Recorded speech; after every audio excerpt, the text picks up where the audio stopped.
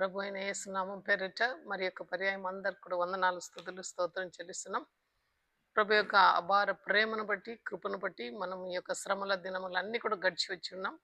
రేపటి దినం palm Sunday కాబట్టి పామ్ సండేనే కొన్నిసార్లు మనము ఎంతో ఉత్సాహంగా ఆశ్రయించేవాళ్ళం. కాబట్టి ఈ దినం దాని గురించి కొద్దిసేపు మనం ధ్యానం చేస్తే అది మనకు ఆశీర్వాదకరంగా ఉంటున్నదని భావిస్తూ ఈ దినము పామ్ సండే మెసేజ్ తీసుకున్నాను. అంతకుముందు చిన్న ప్రార్థన చేసుకుందాం. మహాపరిశుద్ధుడా, స్తుతులకు పాత్రుడైన మా గొప్ప పరలోక తండ్రి యేసయ్యా, నీ ఘనమైన నామం ప్రభా యొక్క మధ్యాహ్న కాల సమయంలో వందనాలు స్తుతులు స్తోత్రం స్తోత్రం స్తోత్రం చెల్లిస్తున్నాం ప్రభా. అయ్యా, ఎంతో విజయవంతంగా నాయన విజయ కేకతో ప్రభా మీరు యెరూషలేములోకి ప్రవేశించి ప్రభా ఓసన ఓసన అనుచు ప్రభా గొప్ప నైనా ఆ యొక్క హానర్ను రిసీవ్ చేసుకుంటూ బాహాటంగా మీరు బయలుపరిచారు ప్రభా మీరు రాకడను. కాబట్టి దాన్ని మేము ధ్యానం చేయబోతుండగా మీ యొక్క ఆత్మతో నన్ను నడిపించి మా అందరి ధ్యానంలో మీరు ఉండుమని యేసు పరిశుద్ధమైన నామంలో ప్రార్థిస్తున్నాం తండ్రి, ఆమేన్.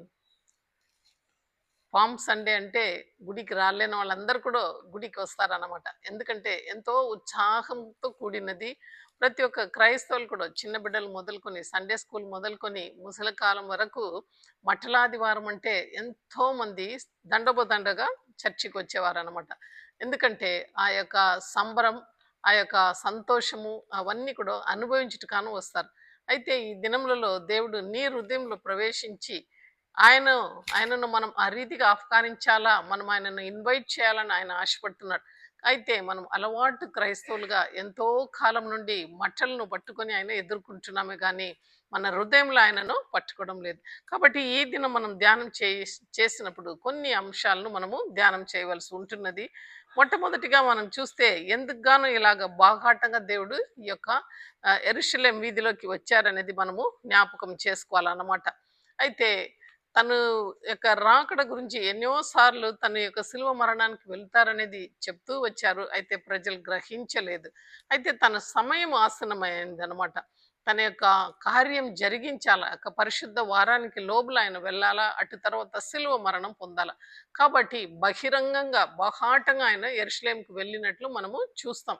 అంతేకాకుండా ఎన్నో మార్లు స్వస్థపరిచిన తర్వాత ఇక ఎవరికి చెప్పొద్దని చెప్పారు. ఇప్పుడైతే ఓసన్నాను వాళ్ళు కేక వేసినప్పుడు దాన్ని అనుమతించినాడు. ఇంకా బాహాటంగా కేక వేయండి, ఎందుకంటే ఒక మెస్సియాగా ఈ లోకానికి వచ్చాడు. ఆ కాలంలో యూదులు చీకటిలో ఉండేవారు ఒక మెస్సియా కొరకే ఎదురు చూశారనమాట. ఆ మెస్సియా నేనేని బహాటంగా అందరికి తెలియపరచడం గాను యెరూషలేం వీధిలో ఆయన వచ్చినట్లు మనం చూస్తాం. అంతేకాకుండా ఒక రారాజుగా యుద్ధరాజుగా ఒక యుద్ధం గుర్రం మీద ఆయన రాలేదు కానీ ఒక రౌద్రుడుగా ఒక ఖడ్గం పట్టుకొని ఆయన రాలేదు కానీ ఎంతో హంబుల్గా ఒక గాడిద పిల్ల, అంటే ఒక చిన్న గాడిద పిల్ల మీద ఆయన ఎక్కి ఆ గాడిద తల్లిను వెనక పెట్టుకొని ఆయన వచ్చినట్లు చూస్తాం. ఆయన యొక్క సాధుత్వం, ఆయన యొక్క హంబుల్నెస్ దీనికి సాదృశ్యంగా ఉంటున్నది. ఈ లోకమందటి కూడా శాంతి సమాధానం ప్రకటించటకు గాను ఆ గాడిదను ఆయన ఎన్నుకున్నాడని మనం చూస్తాం. అంతేకాకుండా ఒక ప్రవచనార్థమైన ఒక ప్రవేశం అక్కడ చూస్తాం. ఎందుకంటే సియోని కుమార్తె నీ రాజు గాడిద మీద వస్తాడనే వాక్యము అందులో కనబడుతుంది. కాబట్టి ఇవన్నీ మనం చూసినప్పుడు ఆయన యొక్క ప్రవేశము లూకా సువార్త చక్కగా రాశాడు. 19 అధ్యాయం 28 నుంచి 44 వరకు కూడా మనం చూడొచ్చు. యేసు ఈ మాటలను చెప్పి యెరూషలేమునకు వెళ్ళవలసి ముందు సాగిపోయాను. ఏ మాటలంటే అప్పుడే వాళ్ళందరూ గుంపు కూడి అనేక పర్యాయం బేతనీలో వాళ్ళతో దేవుడు మాట్లాడినట్లు మనం చూస్తాం. బేతనీలో అనేక గొప్ప కార్యాలను దేవుడు చేశాడు. చనిపోయిన లాజరును 4 రోజుల తర్వాత లేపాడు. అటు తర్వాత అక్కడనే ఆయనకు ఆ యొక్క అత్తరి తైలాన్ని ఆ యొక్క పాపాత్మురాలు పూసి ఆయన పాదములను కన్నీళ్లతో కడిగినట్లును, మరి లాజరు వాళ్ళ అక్క మరియమ్మ కూడా ఆయన పాదములను కడిగినట్లును బేతనీలో అనేక కార్యాలు జరిగినాయి. కుష్ఠరోగి అయిన సిమెయోను ఆయన కూడా తన యొక్క కృతజ్ఞత కూటమును బేతనీలో పెట్టాడు. అనేక మాటలు అక్కడ చెప్పబడినాయి. అప్పుడు ఆయన వాళ్ళతో మాట్లాడుతూ తలాంతులను దాచిపెట్టవద్దు, తలాంతులను దేవుని నామ మహిమాత్మై వాడుకోడి అని ఒక ముగ్గురు వ్యక్తిను ఎగ్జాంపుల్ చూస్తూ ఆ మాటలన్నీ ముగించిన తర్వాత సమయం ఆసనమై అయినదేని తెలుసుకొని ఆయన యెరూషలేముకు వెళ్ళుచున్నాడు అనమాట.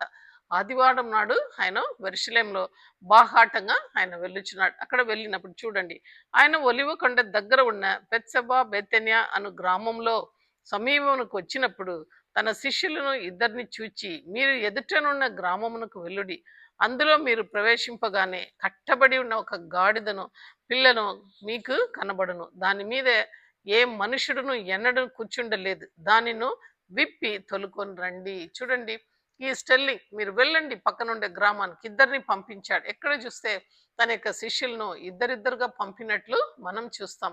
మన జీవితంలో కూడా అంతే. ఆఖరి క్షణంలో ఇద్దరు తిరగలి విసురుతున్నారు, ఒకరు ఎత్తబడతారు, ఒకరు విడవబడతారు. ఇక్కడ ఇద్దరు వెళ్ళుచున్నారు, అక్కడ కట్టబడిన గాడిద. అన్ని కూడా ఆది కాండం నుంచి ప్రకటన గ్రంథం వరకు అన్ని కూడా చక్కగా అమర్చబడి ఉన్నదన్నమాట. ఏసే అక్కడ వెళ్ళినారంటే ఒక ఒలివ చెట్టు అక్కడ ఫలం ఇయ్యకుండా నిలబడింది, దాన్ని శపించాల, ఆ కార్యం జరిగింది. అలాగనే నా యొక్క తండ్రి ఇంటిని కుంచిన వైరాగ్యము ఆయనకెంతో ఉంటున్నది అనే దానికోసం ఆలయ శుద్ధీకరణ కూడా అక్కడ ఆ పరిశుద్ధ వారంలో పెట్టారు. మరి ఆ తైలాభిషేకం కూడా ఆమె తన కార్యము శుభవార్త చెప్పబడే స్థలమంతా కూడా ఆమె చేసిన కార్యం చెప్పబడతాదని దేవుడు చెప్పిన రీతిగా ఆ యొక్క తైలాభిషేకం జరుగుతుంది. ఈ గాడిద కూడా అంతే. ఈ గాడిద అయితే ఈ వారం మనం చూస్తే ఆ గ్రామంలో కట్టబడి ఉంటున్నది అనమాట. దేవుని కోసము ఆయన యొక్క ప్రవచనము అక్కడ నెరవేరాలని అది అక్కడ పెట్టబడింది. ఇంకా తర్వాత మనం చూస్తే బల్ల భోజనం మనం చూసినాము. అక్కడ బల్లపు భోజనం దగ్గర కూడా నీళ్ళకొండ మోసుకొని వెళ్ళే ఒక యవనస్తుని నువ్వు కనబడతావు. ఆయన దగ్గరికి వెళ్ళి పస్కాన మా యొక్క రబి ఎక్కడ భుజించాలని మీరు అడగండి అని ఆయన చెప్పినట్లు మనం చూస్తాం. ఇట్లా చూస్తే మరియమ్మ తల్లిగారు కూడా ఆయన కోసం ఏర్పరచబడిన ఒక కన్నిగ, ఆమె గర్భాన్ని దేవుడు ఎన్నుకున్నాడు. అలా ఒక్కొక్కటి ఆయన కోసం సిద్ధపరిచి పెట్టబడి ఉన్నది. ఒక కొత్త సమాధి ఆయన కోసము అరిమతేయు యోసేపు అరేంజ్ చేశాడనమాట. ఒక కురేని అయిన ఒక అతను ఆయన సిలువను మధ్యలో మోసుకొని పోయేదానికి ఆయనను ఏర్పాటు దేవుడు చేశాడు. అలాగా ఒక్కొక్క పాత్రం చూస్తే, ఇక్కడ చూస్తే ఒక గాడిద కట్టబడి ఉంటున్నది అన్నాడు.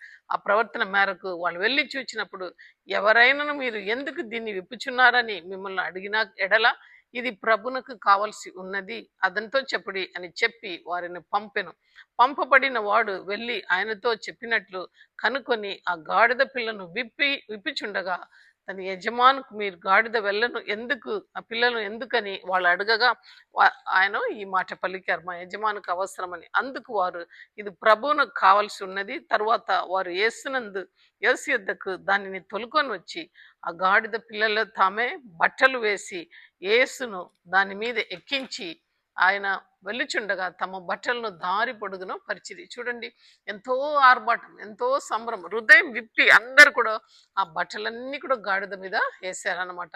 అంతేకాకుండా ముందరంతా కూడా ఆయన దారి పొడుగున నడిచినప్పుడు ఎంతో ఆహ్వానం ఆయనకు ఇస్తున్నాడు.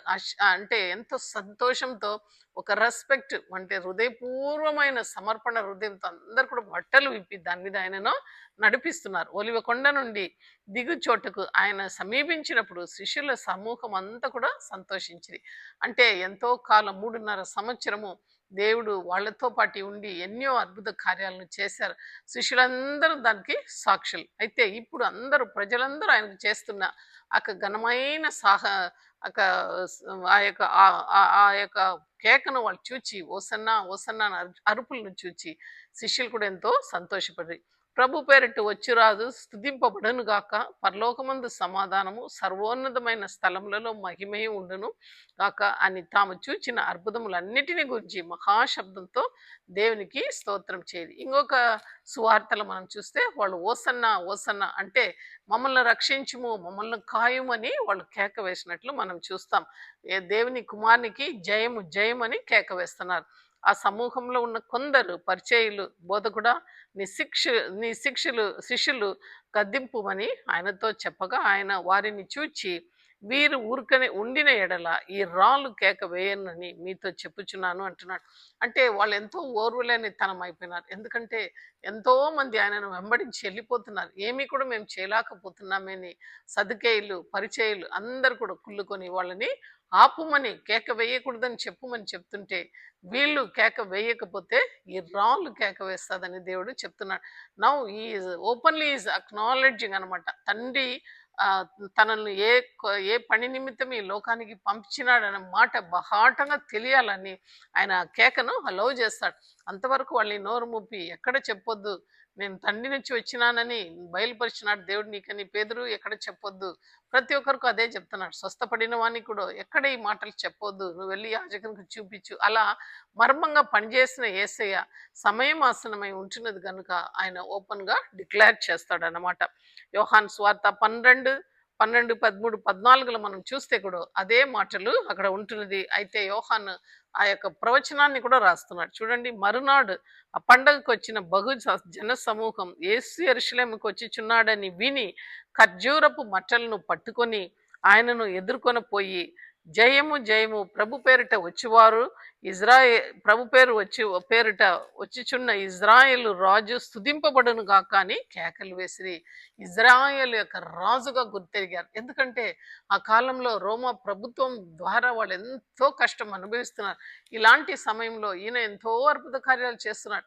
ఈయన మనకు రాజుగా ఉంటే మనం ఎంతో ధన్యులమని అనుకొని ఈ రాజు అవుతాడని వాళ్ళు బిగ్గరగా కేకలు వేస్తున్నారు. మనకు మెస్సియా వచ్చాడు, ఓసన్నా ఓసన్నా అని అరుస్తున్నారు అనమాట. మమ్మల్ని రక్షించుము, మమ్మల్ని ఖాయమని. అయితే సియోను కుమారి ఆ యొక్క నెరవేర్పు ప్రవచనం ఇక్కడ ఈయన రాస్తున్నాడు. సియోను కుమారి భయపడకము, ఇదిగో నీ రాజు గాడిద పిల్ల మీద ఆసీనై ఉండి వచ్చిచున్నాడు అని వ్రాయబడిన ప్రకారము యేసు ఒక చిన్న గాడిదను తీసుకొని దాని మీద కూర్చుండెను. చూడండి, పొల్లు పోకుండా the prophecies are all getting fulfilled అనమాట.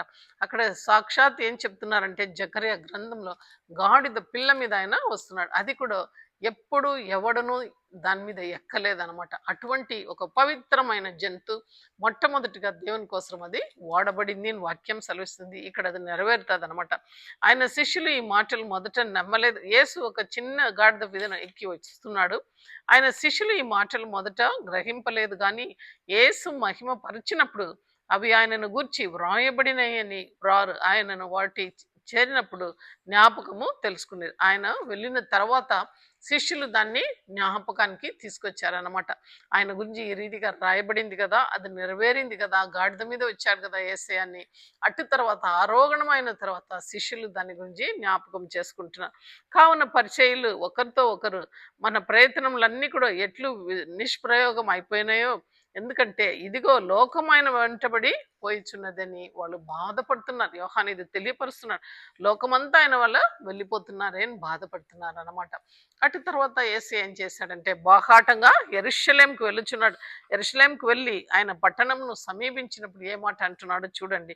19:41 చూస్తే, ఆయన పట్టణమునకు సమీపించినప్పుడు దానిని చూచి దాని విషయమై ఏడ్చి, నీవును ఈ దినమైనను సమాధాన సంబంధమైన సంగతులను తెలుసుకునే ఎడల నీకెంతో మేలుగా, కానీ ఇప్పుడు అవి నీ కనులకు మరుగు చేయబడి ఉన్నది. వాళ్ళు ఎన్నోసార్లు వేసి అక్కడ వెళ్ళాడు, ఏడ్చాడు. ఒక రాతి మీద ఇంకొక రాతి ఉండబోదు, అలాంటి దినం ఒకటి రాబోతున్నది, మీరు మారు మనసు పొందండి అని చెప్తే వాళ్ళు ఎంతోమంది పంపబడిన ప్రవర్తనలు అందరినీ కూడా వాళ్ళు చంపివేశారనమాట. ప్రభువు నిన్ను దర్శించిన కాలము నువ్వు ఎరుగకుంటివి కనుక నీ శత్రువులను చుట్టుకట్టి ముట్టివేసి అన్ని ప్రక్కల నిన్ను చెరికట్టి అడికట్టి నీలో ఉన్న పిల్లలతో కూడా నిన్ను నేలకు కలిపివేస్తారని సెలవిస్తున్నాడు. అందుకే యేసు అక్కడ చూసి ఆ పట్టణాన్ని చూసి ఏడుస్తున్నారు. మరి యొక్క పర్యాయం యెరూషలేముకు పోవాలనేది లేదనమాట. ఇదే ఒక గొప్ప ప్రవచనం, గొప్ప ప్రవేశం అనమాట, యేసు యొక్క ప్రవేశం. కాబట్టి కడపటి దినం కాబట్టి దాన్ని ఆ పట్టణాన్ని చూచి ఏడుస్తున్నాడు. అటు తర్వాత యేసయ్య సిలువ వేయబడిన 40 సంవత్సరం తర్వాత 70 AD నేల మట్టుకు అయిపోయింది ఆ యెరూషలేం పట్టణం. ఒక రాతి మీద ఒక రాయి లేదు. పిల్లలందరూ కూడా నేలకు కల్పింపబడినారు. ఎంతో మంది, కొన్ని వేల మంది సైనికులు వెళ్ళి రోమా ప్రభుత్వం వాళ్ళని నాశనం చేసింది. ఎంతో పస్తుండి అనేక మంది చిన్న బిడ్డలు చనిపోయారనమాట. అయితే దేవుడు ప్రవచించిన ఏ కార్యం కూడా నెరవేరకుండా కాలేదనమాట, నెరవేరింది. మత్తయి ఏం రాస్తున్నాడంటే 21:7-10 చూస్తే, ఆ గాడిదను దాని పిల్లను తొడుకొని వచ్చి వాటి మీద తమ బట్టలను వేయగా ఆయన బట్టల మీద కూర్చుండెను.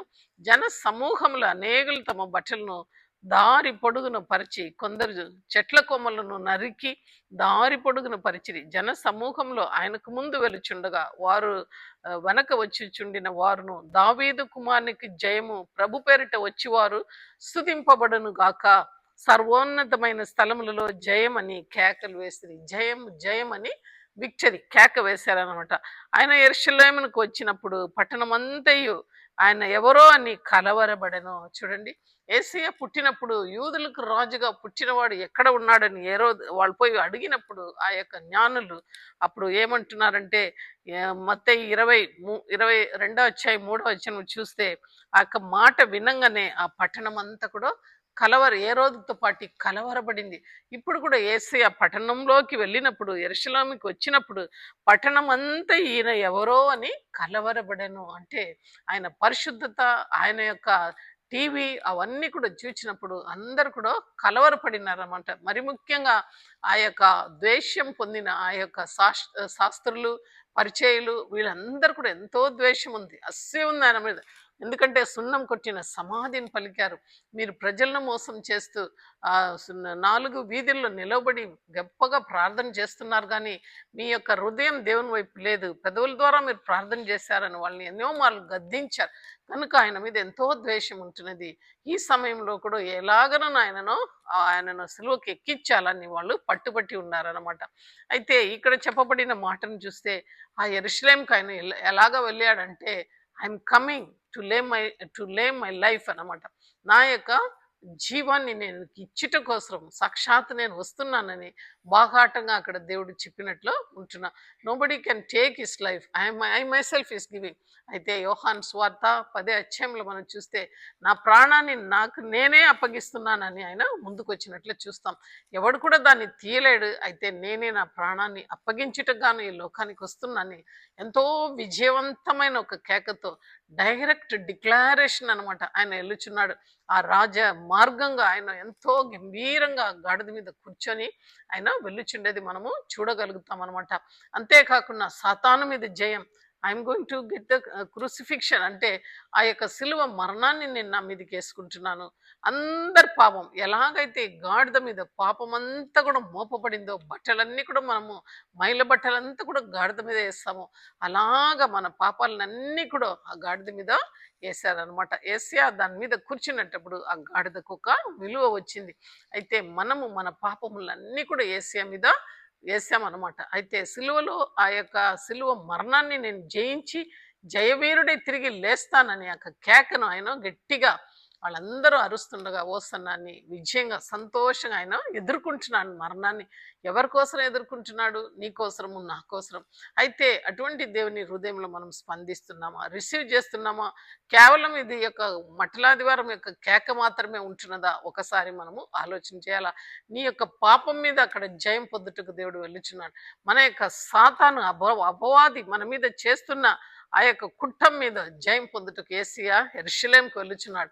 అంతేకాకుండా మన అందరి యొక్క శాపం, ఆదాము ద్వారా వచ్చిన యొక్క శాపము, ఏ ముళ్ళైతే ఏదేను వనంలో మనకు గుచ్చుకునిందో మరణం అనే ముళ్ళును తీసివేయుటకు విరచుటకు యేసయ్య యెరూషలేము వీధిలో గాడిద మీద వాగనం వస్తున్నాడు అన్నమాట. అయితే నీకు నాకు శాంతి సమాధానం ఇచ్చుటకు ఆ యొక్క యెరూషలేము వీధిలో గాడిద మీద గంభీరంగా దేవుడు వస్తున్నాడు. ఇవన్నీ మనం రిసీవ్ చేసుకుంటున్నామా? నీ పాపాలు క్షమింపబడి ఉన్నాయా? లేకుంటే నీకు మరణం మీద జయం ఉంటున్నదా? ఇంకను మరణ భయం నీకు ఉంటున్నదా? ఒక్కసారి ఆలోచన చేయాలా. దేవుడిచ్చే సమాధానాన్ని రిసీవ్ చేస్తున్నావా? నిత్య జీవాన్ని ఇచ్చుటకు ఇదిగో నేను బలిపశువు అవుతున్నాను, ఇక మీదట బలి యాగం ఇంకా లేదు. ఎందుకంటే ఒకే బలిగా ఆయన తను తాను అర్పించుకుంటున్నాడు. ఆ బలి దేవునికి ఇష్టమైన బలి అని వాక్యం సెలవిస్తుంది. కాబట్టి యేసయ్య అక్కడ వెళ్ళుచున్నారు. అయితే యోహాను సువార్తలో ఒక మాట చెబుతున్నారు, ఇప్పుడు నా ప్రాణము కలవరపడుచున్నది, నేనేమందును తండ్రి ఈ గడియను స్తంభింపకుండా నన్ను తప్పించుము, ఆయనను ఇందుకోసమే నేను ఈ గడియకు వచ్చి తిని. చూడండి, ఎంతో సంపూర్ణ మానవుడు, సంపూర్ణ దేవుడు అనమాట.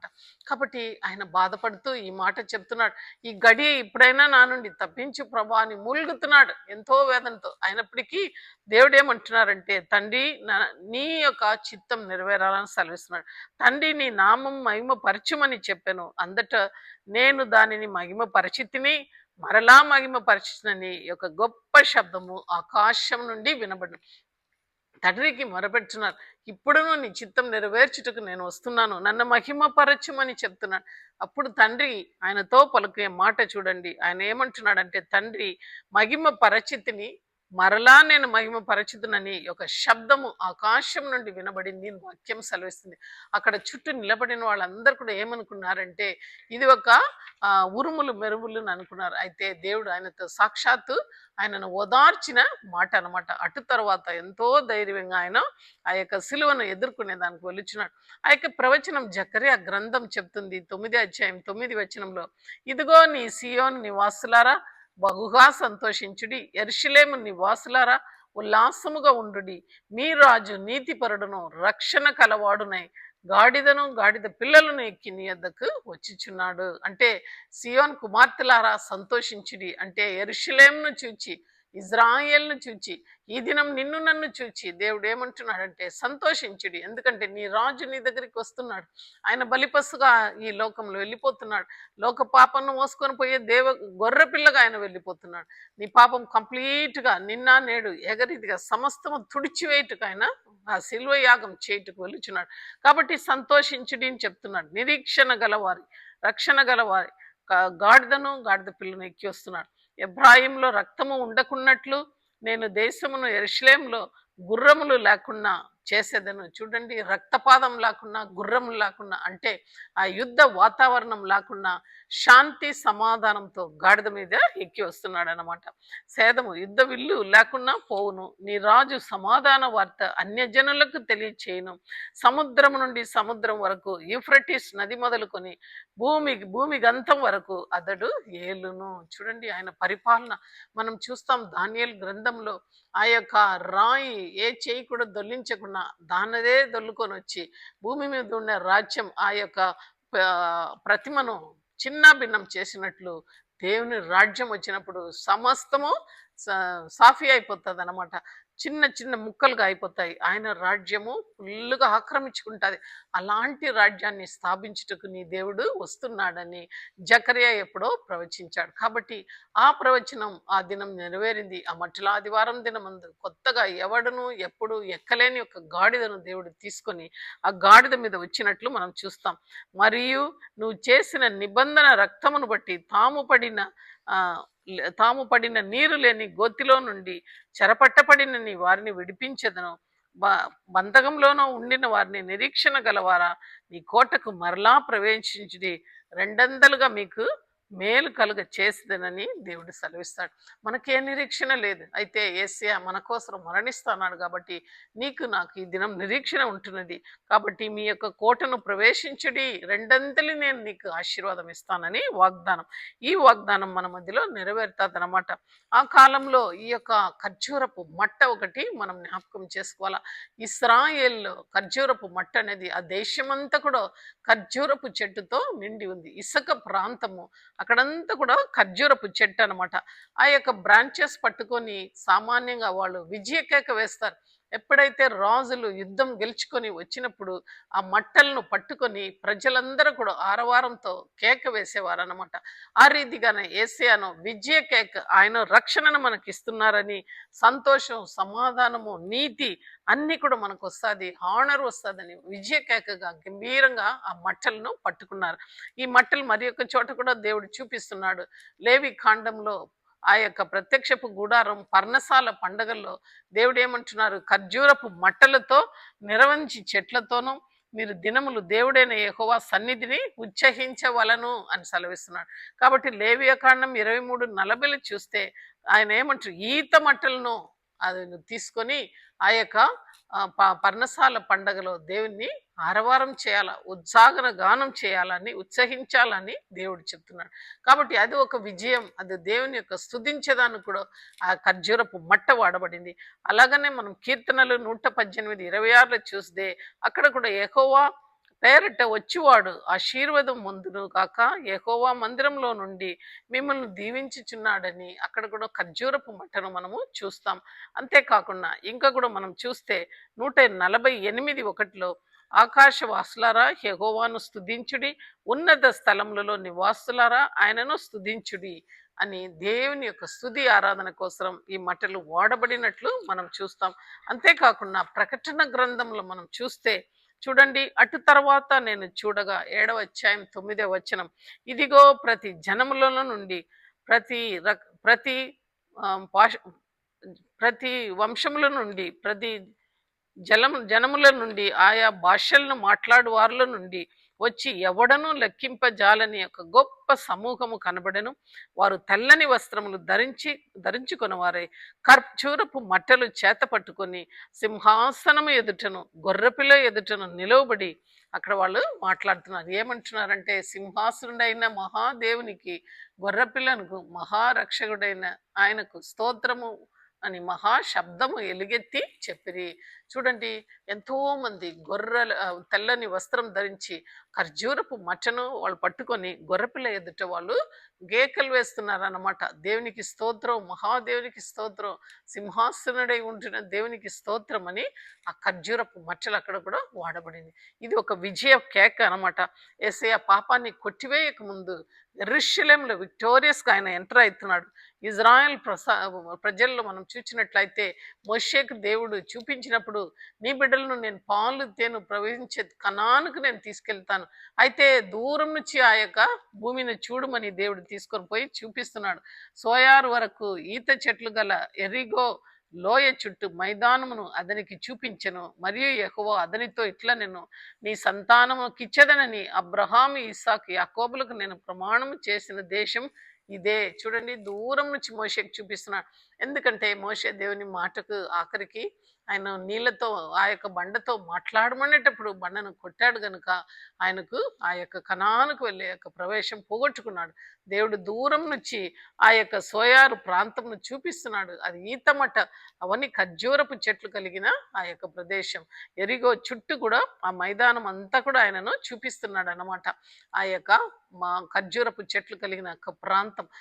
వాళ్ళ నేషనల్ సింబల్లో కూడా, కాయిన్లో కూడా చూస్తే ఈ యొక్క ఖర్జూరపు చెట్టు వాళ్ళకు ఒక పక్క గుర్తుగా ఉంటుంది అనమాట. అది ఒక విజయ సింబల్ అని వాళ్ళు గుర్తెరుగుతున్నారు. అంతేకాకుండా ఆ యొక్క నిత్యత్వానికి మనల్ని తీసుకుపోయే ఒక రాజు అని మనం గుర్తెరగాల. ఆ యొక్క విజయం మనకిచ్చుటకు గాను యేసయ్య ఈ లోకానికి వచ్చాడని మనము జ్ఞాపకం చేసుకోవాలా. అంతేకాకుండా ప్రవచనార్థమైన నెరవేర్పు జరగాలని, ప్రవచనం నెరవేరుటకు దేవుడు ఆ యొక్క కార్యాన్ని చేసినట్లు మనం చూస్తాం. అంతేకాకుండా దేవుడు మనకు సమాధానం ఇచ్చుటకు ఈ యొక్క వాక్యం చుట్టిన ప్రతి ఒక్క బిడ్డలు జ్ఞాపకం చేసుకోవాల్సింది ఏమనగా, మనల్ని మనము తగ్గించుకోవాలా. స్పిరిచువల్ మనం ఆలోచన చేయాలా. బిలీవర్స్గా జీసస్ క్రైస్ట్ ఎలాగ తను తాను తగ్గించుకొని ఈ లోకానికి వచ్చాడో అలాంటి తగ్గింపు నీకు నాకు ఉంటున్నదా? ఒకసారి సొప్పకృష మనం చేసుకోవాలా. అయితే ఆయన ఒక మెస్సేగా వచ్చాడు. ఆ మెస్సియాను మనము రిసీవ్ చేసుకున్నామా? జక్కయ్య అయితే తన హృదయంలో చేర్చుకున్నాడు. మనం ఏ రీతిగా ఉంటున్నాం? అంతేకాకుండా మనం హంబుల్గా ఉంటున్నామా? ఎంతో దీనుడుగా, దరిద్రుడుగా, పుట్టుగను పశువుల పాకలో పుట్టాడు. అయితే ఎక్కడ కూడా తలవాల్చుటకు స్థలం లేకుండా ఆయన నక్కలకు గొరియలున్నాయి, ఆకాశ పక్షులకు గూడు ఉన్నాయి, మనిషి కుమారునికి తలవాల్చుటకు స్థలం లేదన్నాడు. అయితే ఇక్కడ చూస్తే ఒక హంబుల్ డాంకీ మీద ఆయన వెళ్ళి ఆయన ప్రయాణం కొనసాగుతున్నాడు. తన యొక్క కడపటి ప్రయాణము ఆ యొక్క విజయవంతంగా ఆయన వెళ్ళుచున్నాడు. Humbling himself. మన జీవితంలో యేసయ్యను ప్రొక్లెయిమ్ చేయాలంటే మనం ఒక గాడిదగా ఆయనను మోసుకొని వెళ్ళాలా. గాడిదకు ఏమాత్రం ఒక విలువ లేదు. ఎప్పుడైతే యేసయ్య గాడిద ఎక్కాడో అందరు కూడా బట్టలు పరిచి, కింద ఆయన ముందరంతా బట్టలు పరిచి ఖర్జూరపు మచ్చలను పట్టుకొని ఓసన్నా ఓసన్నా అని కేకలు వేశారు. ఈ దినం నువ్వు యేసయ్యను మోసే ఒక గాడిదగా మారాలా, ఒక అంబాసిడర్గా మనం మారాలా. ఎందుకంటే తండ్రిను మనకు ఆయన సమాధాన పరిచాడు. మనం కూడా ఇద్దరును దేవునికి సమాధాన పరిచేవారుగా, ఈ యొక్క స్వార్థ సేవను చేసేవారుగా మనము ఉండాలి. అంతేకాకుండా ఈ పామ్ ట్రీ అనేది ఎటువంటి తుఫాను వచ్చినప్పుడు కూడా నిలువ కాదు, నిలబడగలిగేది. అంతేకాకుండా అప్రైట్ అనమాట, righteous in all the ways మనం కూడా రైచస్గా జీవించాలా. అంతేకాకుండా కంటిన్యూస్గా ఇట్ బేర్స్ ఫ్రూట్స్ అనమాట. మనం కూడా ఫలమిచ్చే కొమ్ముగా ఈ లోకంలో జీవించాలని దేవుడు మనల్ని కూడా ఎదురు చూస్తున్నాడు. కనుక మనము ఈ వాక్యం విన్న తర్వాత దేవుడు ఎవరినైనా వాడుకుంటాడు. ఒక ఆర్డినరీ డాంకీని దేవుడు వాడుకున్నాడు. అయితే పామర్లు ఏమాత్రం కూడా దేవుని గురించి తెలియని ఒక చేపలు పట్టేవాడిని దేవుడు వాడుకున్నాడు, పేదరును. కాబట్టి నిన్ను కూడా నన్ను కూడా వాడుకోవాలని దేవుడు ఇష్టపడుతున్నాడు. అయితే మనము దేవునికి మనం మొట్టమొదటిగా దేవునికి అప్పచెప్పాలా. మనం అప్పచెప్పినప్పుడు దేవుడు మనల్ని కూడా వాడుకుంటాడు. అయితే రాబోయే దినములలో ఈ యొక్క హోలీ వీక్ అంతా కూడా ఈ యొక్క పామ్ సండేను ఆధారపడి ఉంటున్నది. పామ్ సండే తర్వాత యేసయ్య నేరుగా తన యొక్క ఆలయానికి వెళ్ళుచున్నాడు. అక్కడ దారిలో ఆ యొక్క అంజూరపు చెట్టును శపించిన తర్వాత ఆలయంలో వెళ్ళి పరిశుద్ధపరుస్తున్నాడు. నా యొక్క తండ్రి ఇల్లు నువ్వు దొంగల గుగుగా చేసి తిరిగి అని బాధపడుతున్నాడు అనమాట. కాబట్టి ఆ యొక్క వారమంతా కూడా పరిశుద్ధ వారంగా ఆచరింపబడుచున్నది. స్టార్టింగ్ ఫ్రమ్ ఆ యొక్క మఠలాదివారం నుంచి సిలువ వరకు దేవుడు ఒకే రీతిగా ముందుకు వెళ్ళిపోతున్నాడు. ఆ యొక్క బేస్తవారం నాడు ఆయన గెత్సెమనే తోటలో యూదా ఇస్కరియోతు ముద్దు పెట్టి ఆయనను అప్పజెప్పిన తర్వాత అప్పటి నుంచి కూడా ఆయన ఎంతో శ్రమపడి ఆయన దేవుడు విజయవంతంగా సిలువలో తన ప్రాణాన్ని దేవునికి అప్పజెప్పాడు. మూడవ దినం ఆయన విజయ కేకతో ఆయన బయటికి వచ్చాడు అనమాట. నీకును నాకును సమాధానం ఇచ్చుటకు. కాబట్టి ఇవన్నీ కూడా ప్రారంభమయ్యేది ఎక్కడంటే మొట్టమొదటిగా ఈ యొక్క ఆదివారము మచ్చల ఆదివారం రోజు జయం జయం అని ఆయన ప్రవేశిస్తున్నాడు. మన జీవితంలో కూడా ఇటువంటి దేవుణ్ణి మనం రిసీవ్ చేసుకొని మనం ఎంతో తగ్గింపు హృదయంతో ఈ వాక్యాన్ని లోకమంతా కూడా తీసుకొని వెళ్ళి దేవుని కోసం సాక్షిగా నిలబడాలా. ఎప్పుడైతే మనం ఆ రీతిగా నిలబడతామో అనేక మంది దేవుని దగ్గర వచ్చేటకు అది అవకాశం ఇస్తుంది. ఈ కొద్ది మాటలను దేవుడు మన వినికిడిలో ఆశీర్వదించిన కాక ఆమేన్. ప్రార్థన చేస్తాం. మహాపరిశుద్ధుడా, స్తుతులకు పాత్రుడైన మా గొప్ప పరలోక తండ్రి, యేసయ్యా నీ ఘనమైన నామముకు ప్రభా ఈ యొక్క సాయంత్రకాల సమయంలో వందనాలు స్తుతులు స్తోత్రం స్తోత్రం స్తోత్రం చెల్లిస్తున్నాం. విజయవంతంగా ఇదిగో ప్రభా సాతాను మీద గెలుపు, ఇదిగో పాపం మీద గెలుపు, మరణం మీద గెలుపు, మా మీద ఉన్న శాపం మీద గెలుపు ప్రభా, నిత్యత్వాన్ని మాకిచ్చుటకు ఎల్లప్పుడూ నిరంతరమైన యాజకుడుగా ఉండుటకు యేసయ్యా ఈ యొక్క సిలువ యజ్ఞం తీసుకునేదానికి నాయనా ఇదిగో విజయవంతంగా యెరూషలేములో మీరు ప్రవేశించారు ప్రభా. ఈ యొక్క మఠలాది వారం నైనా మా అందరికి ఒక గుర్తింపు అవునా తండ్రి. కేవలం ఒక సెలబ్రేషన్గా దీన్ని తీసుకోకుండా ప్రభా, ఒక కమిట్మెంట్తో అటు తర్వాత మేము కూడా సిలువ మోస్తామనే ఒక కమిట్మెంట్తో ప్రతి ఒక్క బిడ్డ కూడా నీ దగ్గరికి వచ్చేటకు మీరు సహాయం చేయండి ప్రభా. ప్రతి ఒక్క క్రైస్తవుడు కూడా విజయవంతంగానైనా ఈ రీతిగా బహాటంగానైనా ఇదిగో మీరు ఏ రీతిగా ఈ లోకానికి బహాటంగా మిమ్మల్ని మీరు అప్పజెప్పుకున్నారో ఒక గాడిద మీద ప్రతి ఒక్క సామాన్యుడు కూడా నీ దగ్గర నిన్ను ముట్టుకునేంత స్టేజ్లో మీరు వచ్చారు. ఆ రీతిగా నీ యొక్క వాక్యాన్ని మోస్తూ గాడిదలుగా ఈ లోకంలో నీ కొరకే మేము నిలబడుటకు కృప చూపించమని విత్తపడిన వాక్యాన్ని నీరు పోసి ఫలింప చేయమని యేసు పరిశుద్ధమైన నామంలో ప్రార్థిస్తున్నాం తండ్రి.